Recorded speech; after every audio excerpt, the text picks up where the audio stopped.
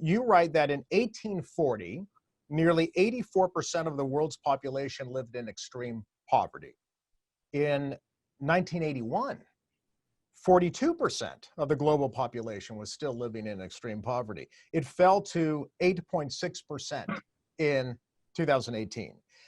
Why don't most people see that trend or even know about that trend?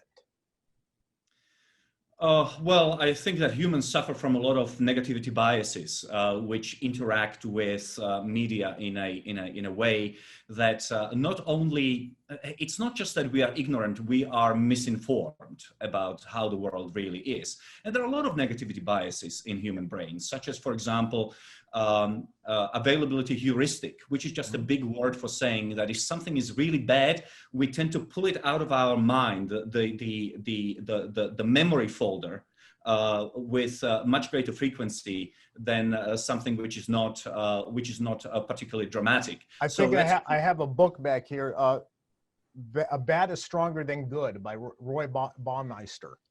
That's right. So bad is stronger than good, which is another way of saying that we fear losses rather than we appreciate gains, or we fear losses more than we appreciate gains. And of course, improvement and bad things happen on very different timelines.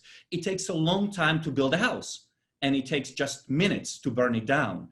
It takes years, sometimes centuries, to get away from absolute poverty.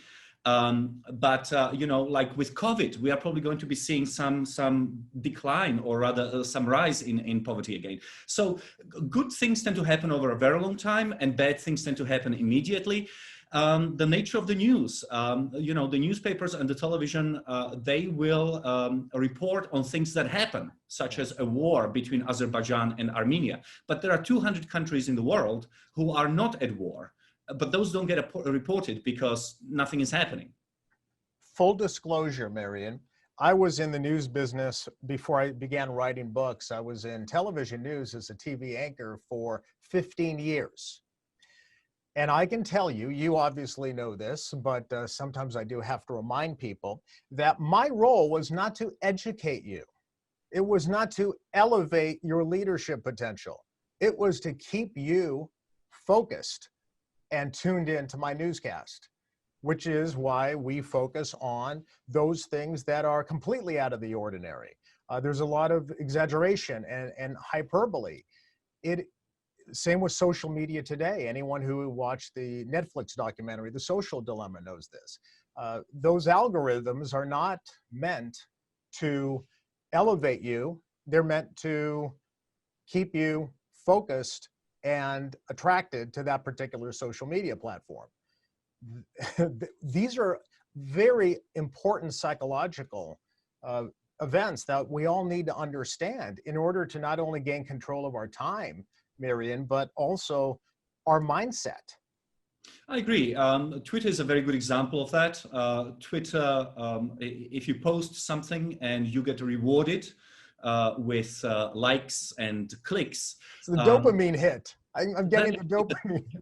That's right. It releases dopamine, which is a feel-good feeling. And so that's, look, if people read this book, but also if they look just in a very pedestrian way at psychological literature, they will understand that human beings as such suffer from a lot of negativity biases. There are good reasons why we look at the world through the opposite of rose-tinted glasses, which is to say that for 300,000 years, we have lived in an environment which was much less conducive to human flourishing. It was much more dangerous. And so this period of great enrichment, this period of the age of abundance, the age of innovation, is something very new to us, and we are trying to adjust to it, and we don't really know how. Like Steven Pinker has said, some bias toward the negative is necessary because there are more things that can go wrong that can go right. And the things that can go wrong can hurt us more than the things that can go right. And so this negativity bias is justified, especially from an evolutionary standpoint, but the whole purpose of your book and the other scholars is to help people understand that you have to have a balance by seeing how much progress extraordinary amount of progress that we have made, it drives future innovation. And it'll make you a better person and more innovative, and make the world a better place by understanding and appreciating how much progress we've come to experience in the last 200 years. But Marian, it's a hard concept, I think, to get across. Indeed, you know, the oracle at Delphi in ancient Egypt had a motto which said, know thyself. Know thyself first is the first step. Know thyself in a sense of know why you are reacting to certain type of news in a certain way, why you are making yourself unhappy by spending too much time looking at the media. The second thing is know the world. If you are concerned about the world, if you want to improve the world, you first need to know the real state of the world. There's no point talking about changing the world if you don't know what's really happening. And there are a lot of good things which are happening around the world.